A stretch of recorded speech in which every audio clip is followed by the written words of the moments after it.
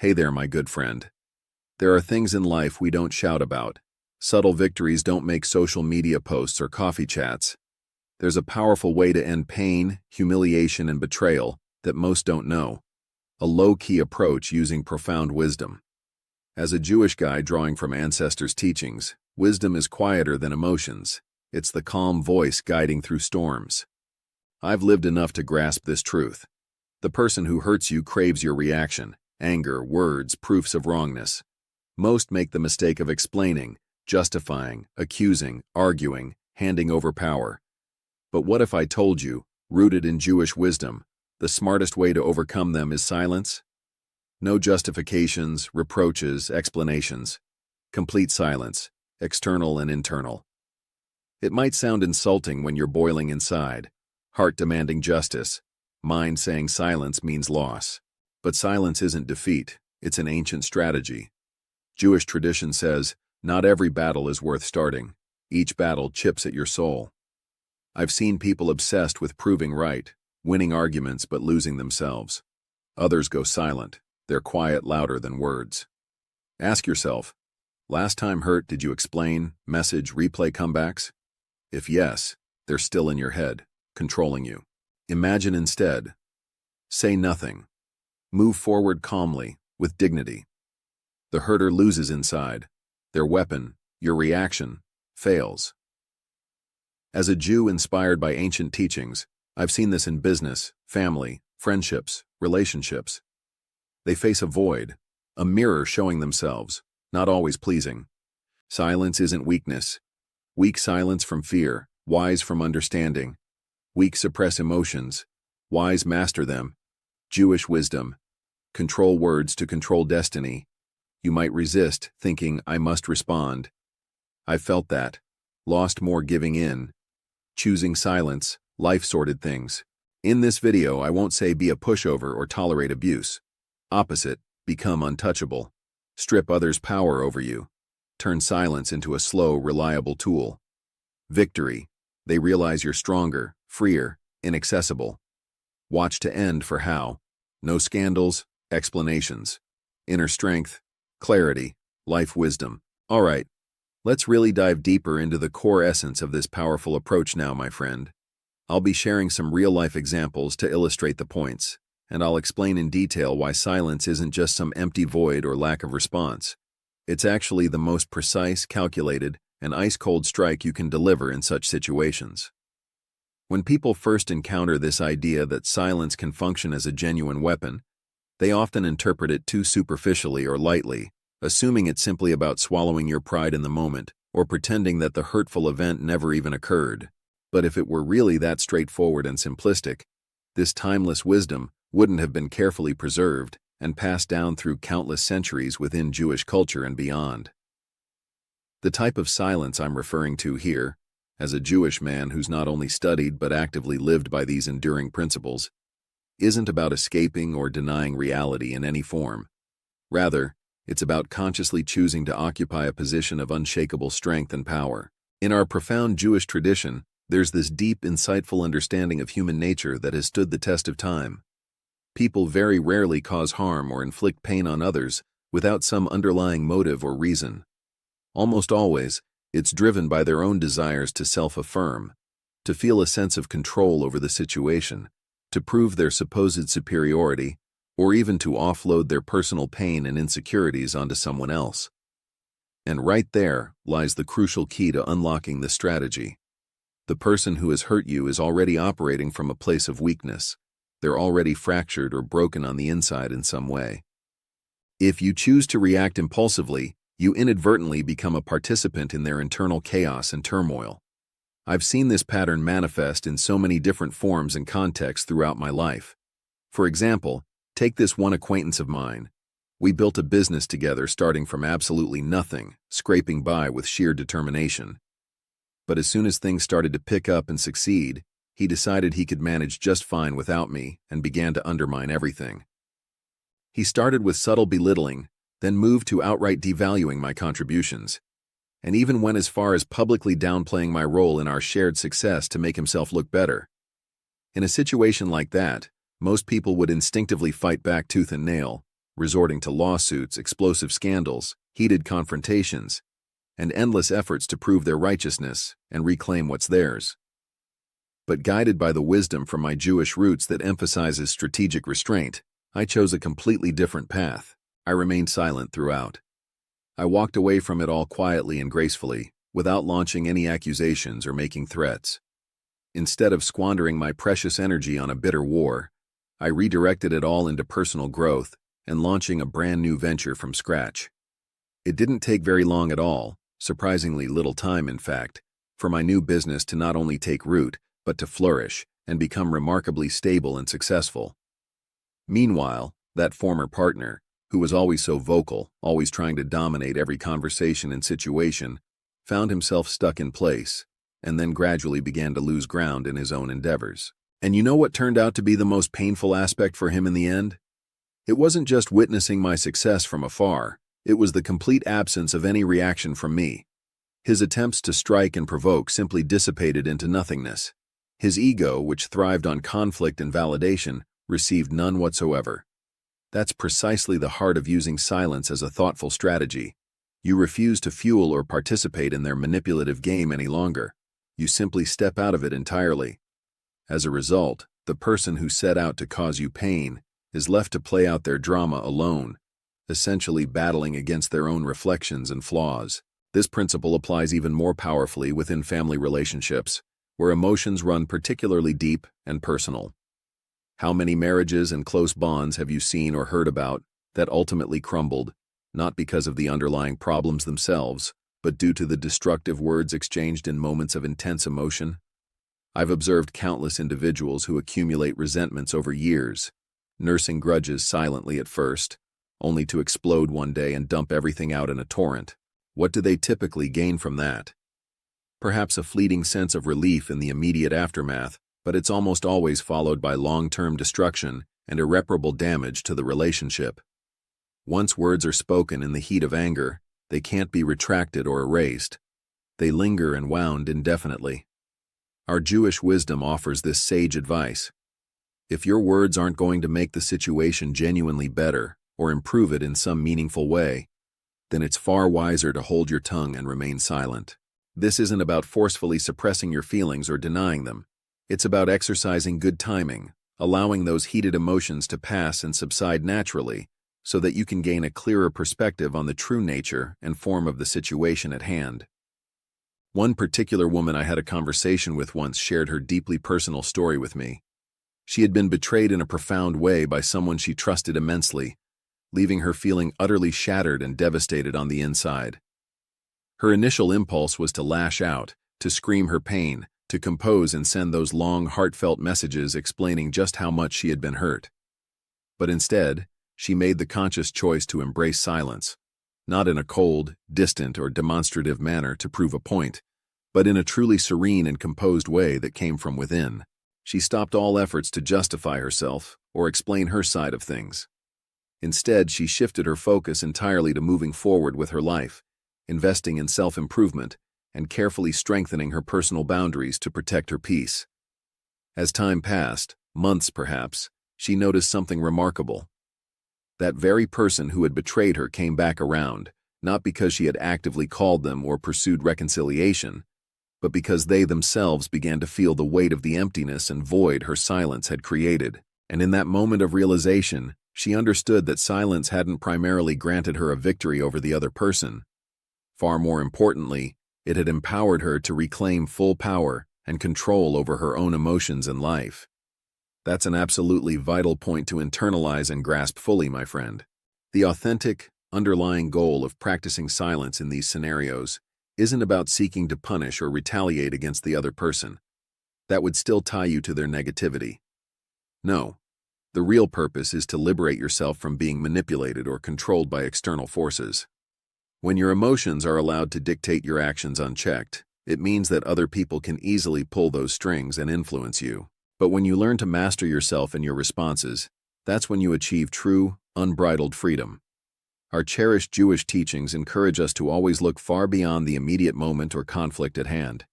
Today's disagreement or hurt is merely a small dot on the vast, extended line that represents your entire life journey. And if, For the sake of addressing that single dot, you end up sacrificing your hard-earned dignity, your inner tranquility, and the clarity of your mind. Then the price you're paying is simply far too high and not worth it in the long run. Sometimes, the most effective and wisest response you can give is no response at all. Because the passage of time and the natural flow of life have a way of arranging everything with far greater precision and justice than any hastily spoken words ever could. And here's one additional piece of guidance that I consider absolutely essential and hold very dear to my heart. True silence must always be accompanied by meaningful action. Not the kind that's flashy, outward-facing, or meant to impress others, but rather the internal kind that fosters genuine growth and progress. Commit to developing yourself further, to becoming even stronger in body and mind, to continuously learning new things, and to working diligently toward your goals. Build and shape your life in such a way that you no longer feel the need to prove anything to anyone else. Your worth and achievements will speak for themselves. In doing so, your personal transformation becomes the most powerful and undeniable reply you could ever offer. Now, my friend, let's transition into the most hands-on and practical section of this video, exploring exactly how you can apply this strategy of silence in your everyday real life. Because as profound as wisdom can be, if it remains just an abstract concept without any action behind it, it stays nothing more than a beautiful thought that doesn't actually change or improve anyone's circumstances. It's crucial to remember and understand that silence isn't synonymous with passivity or doing nothing. Instead, it's a versatile tool that you can learn to wield with precision and skill. And like any tool worth using, you need to handle it correctly and appropriately. Otherwise, it won't yield the results you're hoping for or deliver the impact it has the potential to. The very first step in this process is to develop the discernment to recognize when silence is truly the right choice and when it's needed most.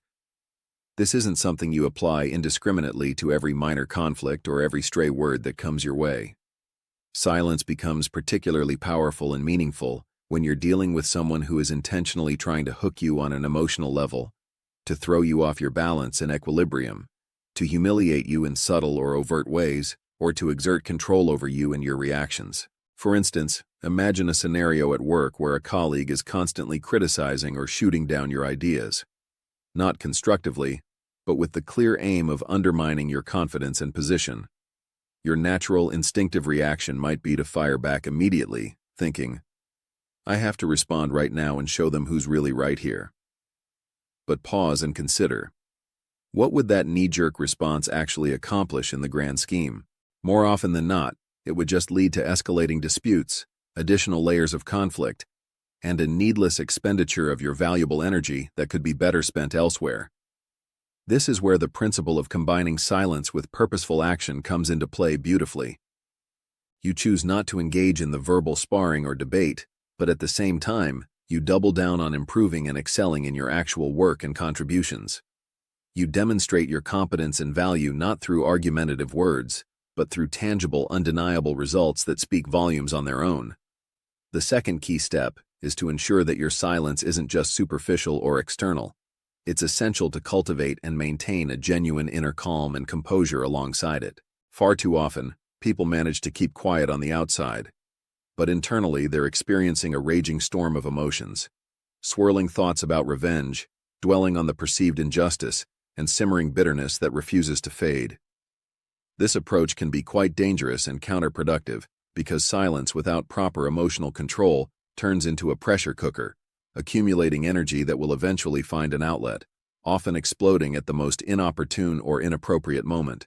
Therefore, to make it effective, your internal silence should always be paired with thoughtful self-analysis and introspection.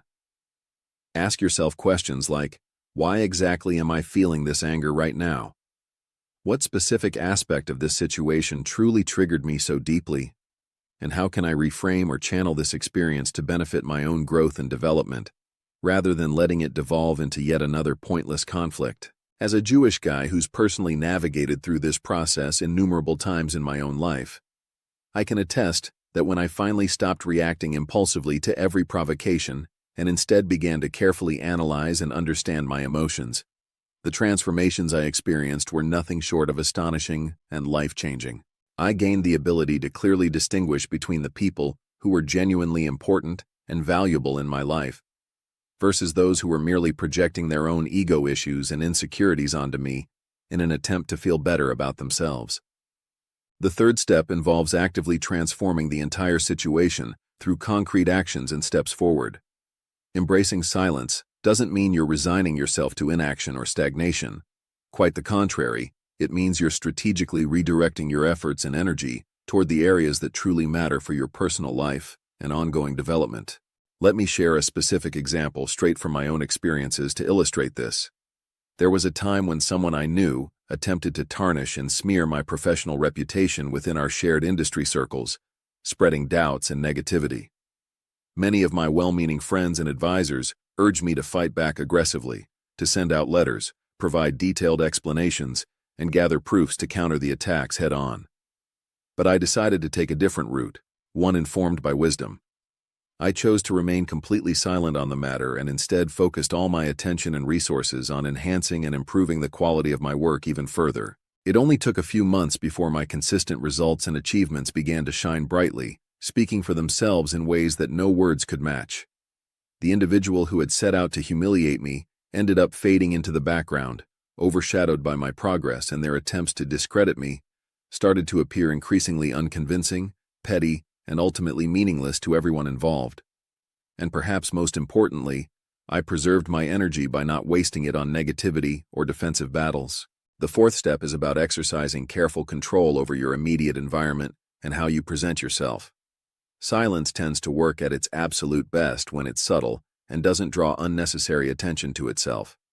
If you start using it in a demonstrative way, almost as if to flaunt that I'm stronger than this, the genuine effect and power can dissipate quickly. True, authentic strength lies in employing a hidden, understated strategy. You continue to live your life fully, pursuing growth and development as usual, while the person who aimed to cause you pain is left to observe from the sidelines, growing increasingly confused and unsettled about what exactly happened and why their efforts fell flat. From my personal observations, I recall watching a close acquaintance of mine who suffered a deep betrayal from a longtime friend. Instead of venting or discussing the incident with others, he simply ceased all mention of it and redirected his focus toward building new projects, nurturing his family relationships, and advancing his career. The betrayer tried several times to provoke or re-engage him, but each attempt met with no response whatsoever. Without that expected reaction to feed on, the former friend soon found himself increasingly isolated, having lost the influence and connections he once held so confidently. The fifth step requires a solid understanding of the role that time plays in this strategy.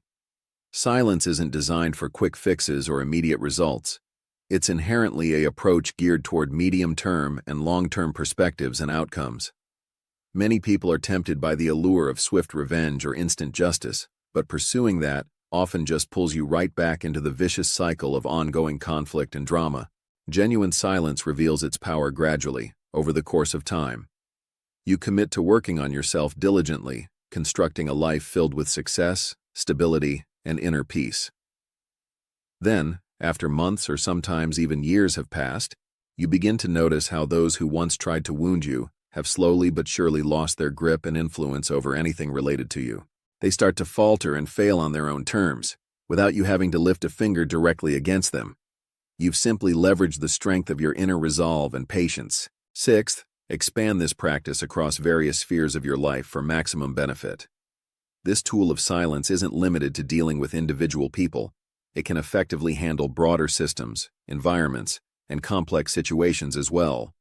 For example, in a professional setting, it might involve navigating a toxic team dynamic or contending with a domineering boss who's intent on suppressing you.